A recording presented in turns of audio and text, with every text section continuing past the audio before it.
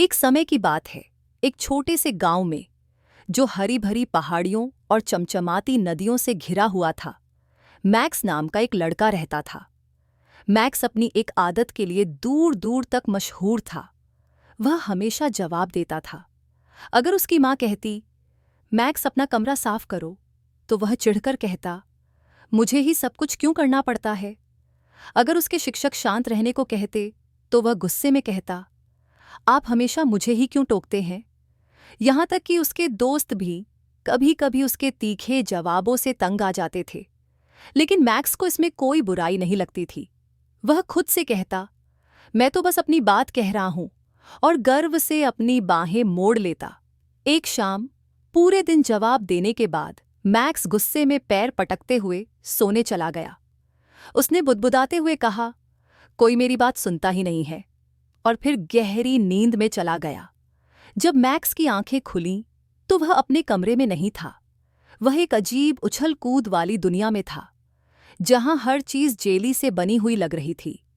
पेड़ डोल रहे थे, बादल अजीब रंगों में घूम रहे थे, और जमीन उसके पैरों के नीचे दब रही थी। मैं कहाँ हूं? मैक्स ने जोर से पूछा। जैसे ही उसने बोला, कुछ अजीब हुआ। उसके मुंह से निकले शब्द रबर की गेंदों की तरह उछलकर वापस उसकी ओर आने लगे। मैं यहां नहीं रहना चाहता, उसने चिल्लाया, और शब्द सीधे उसकी नाक पर आ लगे। आह! मैक्स ने भागने की कोशिश की, लेकिन जितना वह चिल्लाता, उतने ही शब्द वापस आकर उसे और तेजी से मारते। यह ठीक नहीं है, वह रोया। पटाक! रुक जाओ! धम! क्यों मैं? धड़ाम! जल्द ही मैक्स अपने ही गुस्से भरे शब्दों के ढेर के नीचे दब गया। वह हिल भी नहीं पा रहा था, और ठीक से सांस भी नहीं ले पा रहा था। मदद करो, उसने धीरे से कहा। तभी एक कोमल हूहू की आवाज आई। एक बुद्धिमान बूढ़ा उल्लू पास आकर बैठा, जिसकी पंख चांदी की तरह चमक रहे थे। मैक्स, उल्लू ने धीरे धीरे कहा, क्या तुम्हें समझ में आ रहा है कि क्या हो रहा है? मैक्स ने सिर हिलाया और मुश्किल से सांस लेते हुए कहा, मेरे शब्द, ये मुझे ही मार रहे हैं। उल्लू ने सिर टेढ़ा किया। ऐसा इसलिए है क्योंकि शब्द बहुत ताकतवर होते हैं।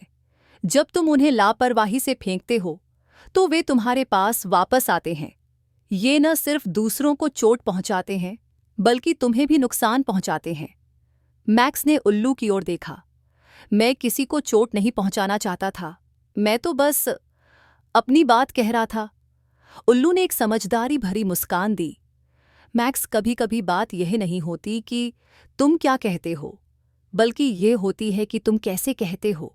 प्यार और विनम्रता से बोले गए शब्द पुल बना सकते हैं, जबकि गुस्से में बोले गए शब्द दीवारें खड़ी कर देते हैं। जैसे ही उल्लू ने यह कहा, मैक्स के चारों ओर उछलते शब्द एक एक करके गायब होने लगे। दुनिया शांत और स्थिर हो गई। जब मैक्स जागा, तो सूरज चमक रहा था, और उसकी माँ पुकार रही थी, मैक्स, उठने का समय हो गया। मैक्स बैठ गया और अपने सपने के बारे में सोचने लगा। माँ, उसने कहा, मैंने सबसे अजीब सपना देखा, और मुझे लगता है मैंने कुछ महत्वपूर्ण सीखा। उसकी माँ मुस्कुराई। ओह, क्या सीखा? कि शब्द बहुत ताकतवर होते हैं। मैक्स ने सोचा समझकर कहा, अगर मैं सावधान नहीं रहूं, तो वे दूसरों और मुझे भी चोट पहुंचा सकते हैं। लेकिन अगर मैं अच्छे शब्द चुनूं, तो चीजें बेहतर हो सकती हैं। उसकी माँ ने उसे गले लगाया। यह तो बहुत अच्छी सीख है, मैक्स। उस दिन जब उसकी माँ ने उससे कहा कि अपना कमरा साफ करे, तो मैक्स ने कहा, ठीक है माँ, शायद बाद में हम इसे साथ में कर सकते हैं। उसकी माँ खुशी से खिल उठी। यह तो बहुत अच्छा होगा।